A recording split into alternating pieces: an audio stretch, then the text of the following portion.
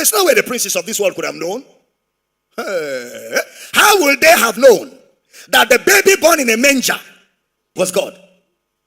Have they ever seen God in a manger? How would they have known? That was the wisdom of God.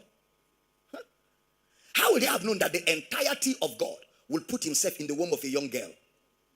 How would they have known? In the womb of a sinner. That God will find solace in the womb of a sinner for 9 months.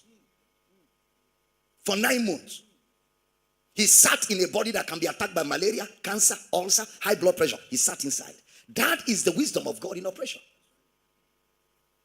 Oh, you thought if the devil had known that was Jesus in Mary's womb, he wouldn't have killed Mary and Jesus? He would. But that was the wisdom of God. In a mystery. Are we teaching here? That was the wisdom of God. When she was born, there was no room in the inn. For God, who owns the whole world. No accommodation. That's enough to tell the devil, that can be God. How can God? That cannot be God. So he was fooled. Satan was fooled with all demons by the wisdom of God.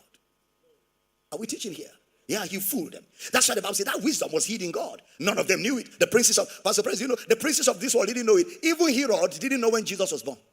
It was 2 years after when the wise men said, we saw the star. He said, when you go, he wasn't even sure. He couldn't even trust the report of the wise men. He said, when you go and see him, come and tell me. Now, when they saw him and confirmed it was him, the angel told them, continue your journey. The wisdom of God in operation. Herod waited, but I'm sure Herod by that information knew that there was something in the atmosphere. When Herod couldn't trace who the baby will be, he ordered for all children 2 years and below wiped out. But by the time he gave the order, the wisdom of God has moved Jesus to Egypt.